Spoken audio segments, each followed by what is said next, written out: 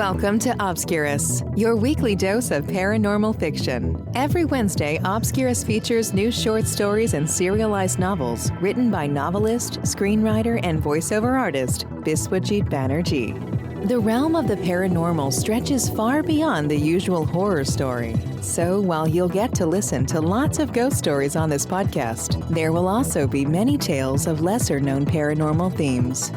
To get us started, here is your host, Biswajit Banerjee.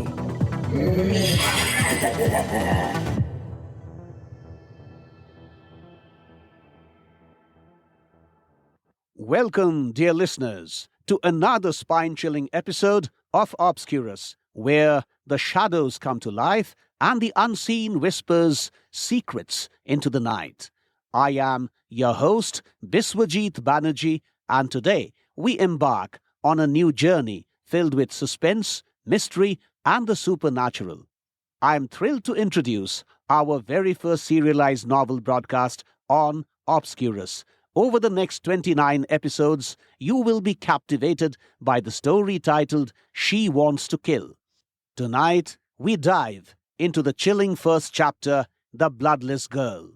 Brace yourselves as we follow Ravi's harrowing encounter with a ghastly apparition that has turned his life into a living nightmare.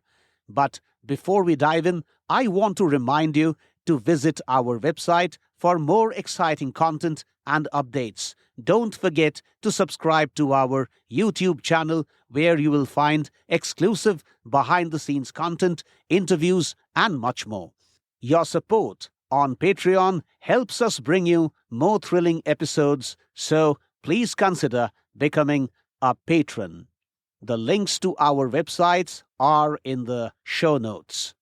Also, for those looking to improve their English-speaking skills, check out my training program, Spoken English for Non-Native Speakers. It's designed to help you gain confidence and fluency in English with tailored lessons and interactive sessions. Now, back to our story. Ravi's ordeal begins in a desolate part of town where he confronts a terrifying apparition. The girl, eerily white with bluish eyeballs and golden hair, appears to Ravi in the most unexpected places, filling his life with dread. Ravi's life took a drastic turn after a near-fatal car accident. Though he survived, he discovered that his brush with death had awakened something within him, a sensitivity to the paranormal. Far from being a gift, this newfound ability has become a blight, tormenting him with visions and sensations that no one else can perceive. As Ravi struggles to hold on to his sanity, he delves deeper into the mysteries of his mind and the supernatural forces that haunt him. Stay tuned as we unravel the mysteries of She Wants to Kill. Each episode will bring you closer to the truth, with twists and turns, leaving you on the edge of your seat. Thank you for joining me on this eerie adventure. Let's step into the shadows together and uncover the secrets.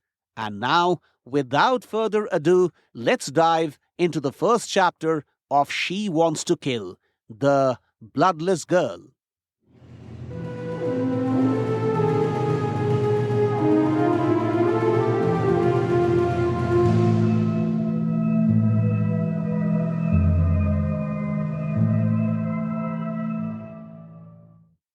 She Wants to Kill.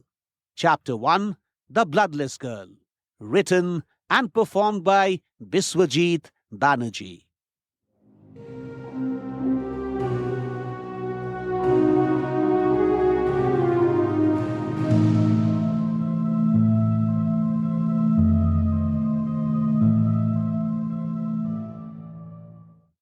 As he moved deeper into the narrow lane sandwiched by stretches of rears of newly constructed buildings on its sides, he realized that moving too deep could be a problem.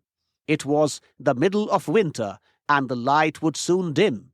He could hardly do anything if that ghastly woman suddenly appeared in a deep and constricted part of the lane. Also, no help was available as the buildings were yet to be inhabited. These were some of the residential buildings constructed by the company he worked for. Most of the apartments in these buildings had been booked, but no one had moved in. Ravi had come to this part of the town with Bikash, his dear friend and colleague, to inspect some of the apartments that reportedly had problems, mostly water seepage in the roofs and walls. The chief engineer was to take them around the place. Ravi wasn't feeling too well, so Bikash suggested that he stay close to the car while he went and checked up on the apartments. Ravi readily agreed. After Bikash moved into the building complex with the chief engineer, Ravi felt the place was uncanny. There was no one around, and the air was eerily heavy. He got back into the car and closed his eyes. In a minute or so, there was a bustle outside the vehicle. He brought the window pane down and looked around. There was no one. He drew it up and tried to relax. There was a bustle again. This time it happened inside the car at the rear. He turned around. There was nothing to be seen. The car didn't feel safe anymore. He pulled the knob and pushed the door open. The heaviness of the air appeared stronger, and he could sense something horrifying coming his way. Then there was another bustle just behind him. He looked around. Even this time, there was no one to be spotted. His forehead sweated, even though the conditions were pretty cold. Ravi turned his face, and his blood froze. Right before him she stood, that girl who had filled his life with miseries. She was extraordinarily white, to say the least, except for her bluish eyeballs and golden hair. She was all white. Even her lips were close to being white. The loose gown she wore exposed much of her bony body. Although she looked to be a young girl, hardly more than 30, her skin was puckered in several places. It was as if there was no trace of blood in her. There was nothing she could be likened to other than a corpse that had come back to life. Ravi was almost paralyzed. His body had gone cold. Then his head whirred as the girl smiled. It was a vicious smile, a smile that symbolized impending death. Ravi wanted to ask who she was and why she was after him, but his speech failed him. As she raised her hand, Ravi got a closer glimpse of her slender fingers. There was hardly any flesh in her fingers, just skin wrapped around bones. The nails were long, and their top surfaces appeared grossly wrinkled, something one would expect to see in the nails of a corpse. He wanted to run away, but his feet didn't move. The girl moved her hand closer to his chest, and he soon felt sharp and cold nails on his skin. If Ravi had to continue like that for a few more seconds, he would indeed have collapsed. But the savior came as an electric shock running through his spine. He was not sure what that swift wave of current was and how it suddenly emerged and moved through his spine, but it re-energized his dying body. He ran away from there without any sense of direction. Very soon he found himself in that lane. His streak of miseries could be traced to the car mishap that almost killed him and his wife Kavita. It was a sheer stroke of good luck that both survived the crash. While Kavita's injuries were not severe, he sustained some major traumas. His head met with the severest of injuries, and the doctors had little hope of his survival. When he finally survived, it was hailed as a miracle by some of the doctors.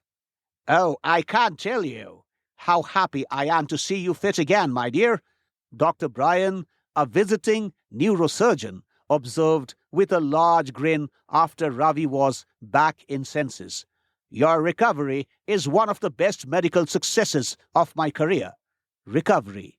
Dr. Bryan used the expression recovery. Even others often talked about his miraculous recovery. But had Ravi recovered? Well, initially he had little reason to doubt what the doctors and his loved ones believed. Soon after, he knew that he wasn't fine. Within a month of discharge from the hospital, he was convinced that he was far from what is usually understood by the expression recovery. While his physical condition might have improved, he had picked up this serious affliction of being sensitive to unusual phenomena. He could often sense something uncanny in circumstances that would appear perfectly normal to others. The heaviness of the air, strange smells, unexplained noises, and the sightings of that horrendous girl. His subtler senses had become active. The state of normalcy, wherein only the gross senses work and subtler senses hardly ever have any role to play, is such a bliss. He missed being normal. After he was firmly convinced that his sublime faculties had become active, he undertook a study into the paranormal. He found that there had been many instances of normal people becoming receptive to paranormal phenomena after having sustained major head injuries. One woman, for example, could hear the transmissions of the regional radio station inside her head after having had a terrible fall on the steep staircase of her office. Likewise, another man got the power to see the future after surviving a bomb attack by terrorists in a busy marketplace. Interestingly, this man made a fortune out of his powers to make near-accurate prophecies. Then there was this old teacher from the southern part of India who could speak 37 languages after recovering from a head injury caused by the crashing of the poorly constructed ceiling of a classroom. Prior to her trauma, she knew only one language.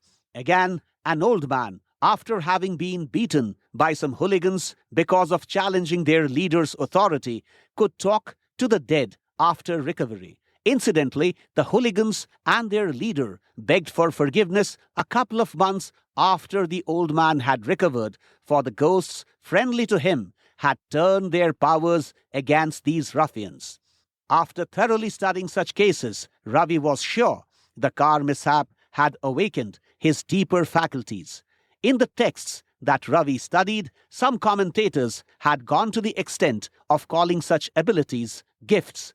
For some, arousal of subtler senses might have been gifts. Surely, Ravi didn't reckon his newfound sensitivities as gifts. Blights they indeed were, blights of the highest kind. Ravi's state was peculiar. While his sublime faculties had sharpened up, his normal abilities had fallen badly. He was no longer the dynamic, one-of-a-kind officer of his company, who was a role model in corporate and governmental sectors alike. Before the accident, his words were virtual commandments for the company. And why wouldn't it be that way? After all, his ideas fetched unprecedented profits for the concern. Things were so different now. He hardly met the deadlines of the jobs assigned to him. His memory had become weak, and he often forgot what he was supposed to say while making presentations, causing terrible embarrassment to the company. Ravi's analytical powers had also gone for a toss. It wasn't infrequent on his part to make incorrect deductions from the data about market forces painstakingly made available to him by his juniors after months of labor. He found his entire reputation, which he had built after years of dedicated work, close to being destroyed. His life had become unlivable. He would have taken his life long back if he hadn't had a sweetheart like Kavita and a true friend like Bikash. These two were the only ones who kept hopes alive for him. Lately, the sightings of the girl had become very frequent. A month back, he saw her in the basement of a mall where he had gone to buy some winter garments for Kavita and himself. Then again, Ravi saw her on the terrace of Dr. Malhotra's clinic. A couple of weeks back, she appeared in the parking lot of his office. A few days back, Ravi came face to face with the ghost in a metro station. Apparently, no one but he could see her. And now he was again confronting this girl. He moved further into the lane. Soon, Ravi felt a water droplet fall on his nose. He looked up at the sky. The cloud cover had spread in all directions. Rains looked certain. As he wondered if he should walk further down the lane, he felt a hand on his right shoulder. Eek! Eek! Some unintelligible sounds came out of his throat as he negotiated the shock. He looked around with a jerk and found Bikash retracting swiftly under the influence of his reaction. You, Bikash. Ravi could hardly speak a word. Are you okay? Bikash responded, arresting his backward movement.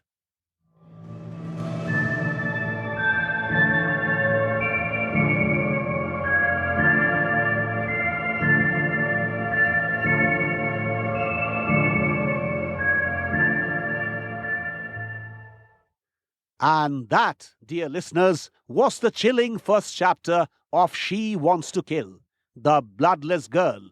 Ravi's encounter with the ghostly apparition marks just the beginning of a spine-tingling journey that will keep you on the edge of your seat. Make sure to join us next week as we delve deeper into Ravi's unraveling world and the horrors that await him. Don't forget to visit our website for more updates and subscribe to our YouTube channel for exclusive content. Your support on Patreon is invaluable and helps us bring you more thrilling episodes. Also, check out my training program, Spoken English for Non-Native Speakers, designed to help you gain confidence and fluency in English. Thank you for tuning in to Obscurus. Until next time, keep your senses sharp and your lights dim, for the shadows are never far away. Stay curious, stay cautious, and always be ready for the unexpected. This is Biswajit Banerjee signing off.